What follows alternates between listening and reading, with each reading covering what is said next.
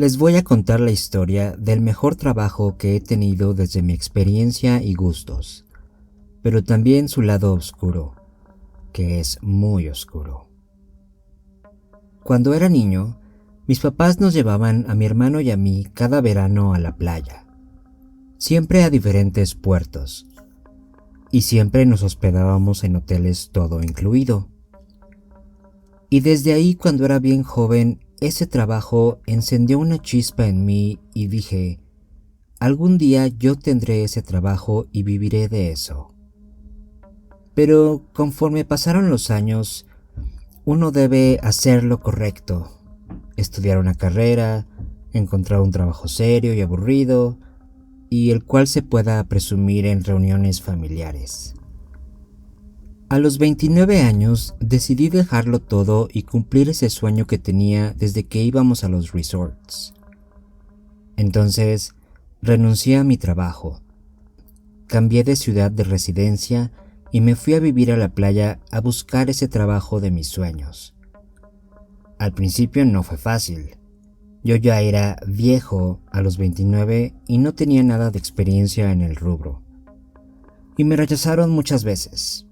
El dinero que me llevé de colchón se acababa, pero después de aproximadamente un mes, por fin el que iba a ser mi jefe me dio la oportunidad y conseguí lo que llevaba por lo menos 20 años anhelando.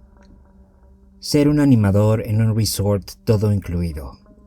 Sí, de esos que te invitan a jugar voleibol y a lanzar los dardos, y los que hacen el aquarobics, los que se sientan contigo a la hora de la comida y te hacen plática, los que son anfitriones cuando hay noches especiales con show. Sí, ese fue mi sueño profesional y lo logré.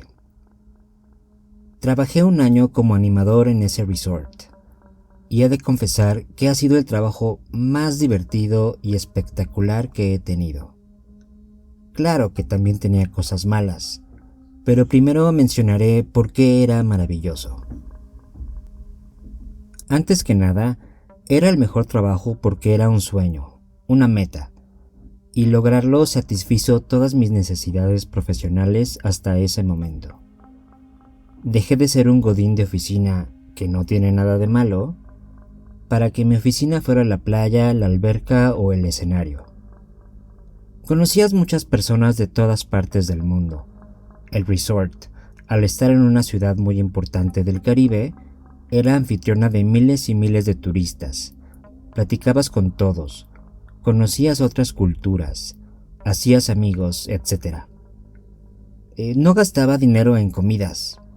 Las 3 comidas las hacía en el hotel, pero no del comedor de empleados, que también era bueno, sino del buffet para huéspedes. Teníamos toda la variedad de comida posible en las cantidades que quisiéramos.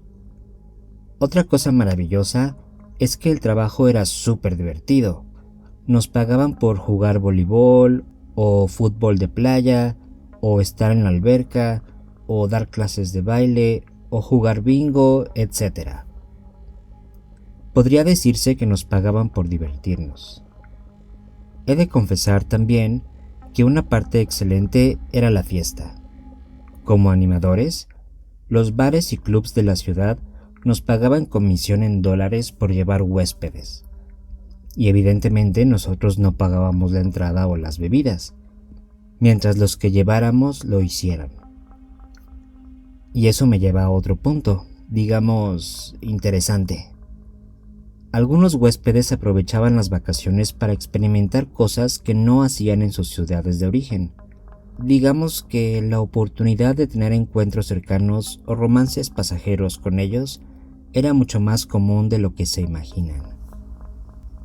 Es decir, suena como el trabajo perfecto, ¿no? Playa, sol, fiesta, encuentros, comida infinita gratis, y sí, era el trabajo perfecto. Yo amé cada minuto. Lo disfruté como nunca había disfrutado un trabajo antes. Pero eso no me ciega para reconocer que también tenía cosas turbias, unas más que otras, pero que podrían persuadir a alguien de no trabajar en eso. La primera es la vivienda. Generalmente, los resorts tienen un área de residencia para trabajadores foráneos o para los empleados que virtualmente trabajan ahí todo el día, como los animadores. Y es gratuita, pero en este resort no. Entonces, bueno, tenía que pagar renta en la ciudad e ir y venir todos los días como cualquier otro trabajo. Los horarios también estaban muy difíciles. Se trabajaba 6 días a la semana con un día de descanso entre semana, como en todas las industrias de servicios, pero era el horario durante el día el pesado. Sí eran 8 horas, pero estaban partidas. De 9 a 1, después descansabas 1 hora, luego de 2 a 3, descansabas 3 horas, y luego de 6 a 9 de la noche. Pero había que llegar antes para desayunar si querías. La hora de descanso a mediodía era para comer y tenías que hacerlo con los huéspedes y sacarles plática. Básicamente era seguir trabajando. En las 3 horas de descanso después de la comida, muchos aprovechaban para quedarse en el área común que teníamos y dormir. Yo iba al gimnasio en mi bicicleta y regresaba a las 5:30 para bañarme y estar listo. Después de las 9 de la noche, era opcional quedarse para ir de fiesta a los clubes con los huéspedes y recibir la comisión. Entonces, las horas que se trabajaban sí eran 8, pero si llegabas a las 8:30 de la mañana y terminabas a la 1 de la mañana, pues se convertía en un pequeño infierno. El sueldo era bajísimo. Yo ganaba 50% más en el trabajo que dejé. Claro que sin pagar comidas, excepto las de tu día de descanso, el dinero alcanzaba para otras cosas, pero sin la ayuda de la residencia, la renta era un problema. La exigencia. Uno puede decir que jugar en la playa e irse de fiesta es algo irrechazable, pero la exigencia de los jefes era siempre estar feliz, siempre al 100, siempre con la energía hasta arriba, siempre intentando hacer plática con los huéspedes. Y había compañeros que para ellos era natural estar en ese estado de euforia todo el tiempo, pero para otros, como yo, era un reto permanecer así porque, bueno, uno tiene altas y bajas. A veces uno amanece de malas, o no quiere contacto físico, o se siente mal, y cambiar el chip era muy difícil. Yo me ponía como reto que actuar también era parte de lo divertido del trabajo y me decía, hoy vas a actuar como el mejor animador del mundo. Pero no siempre funcionaba. Los celos. No sé por qué los animadores eran muy envidiosos y celosos con los demás. Que por qué a ti te dieron más comisión, que por qué tú tuviste un encuentro con tal huésped, que por qué tú tienes más tiempo en el escenario, que por qué tú eres blanco y no sabes bailar, yo soy mejor animador que tú, no sabes jugar bien voleibol, etc.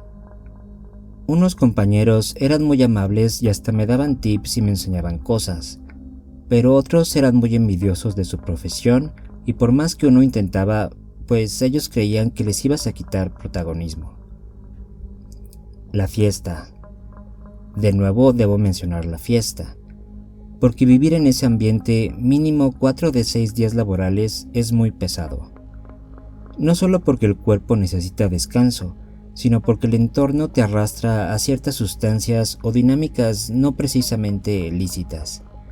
Te invitan, te insisten o incluso te retan a entrarle. Yo le di prioridad a mi descanso y salía poco, pero había compañeros con otras prioridades que vivían en la fiesta consumiendo esas sustancias. Lo peor era el círculo vicioso. Cuando llegaba la hora de trabajar, tenían que recurrir a otros estimulantes para aguantar el ritmo. Como eso no lo pagaba el hotel, se gastaban todo el dinero de sus comisiones en mantener ese ritmo de vida. Las personas. Y no me malentiendan, conocer personas era maravilloso, pero también despedirse de ellas. Uno se encariña con la gente, hace plática, convive, te cuentan por qué están de vacaciones, sus secretos, etc. Una vez, Haciendo el aqua aerobics, se unió un grupo de señoras de la tercera edad, y una tenía una lesión en el hombro. Ellas siempre se unían a esa actividad. Al final, cuando se iban del resort, la señora con la lesión se me acercó y me dio un billete de $100.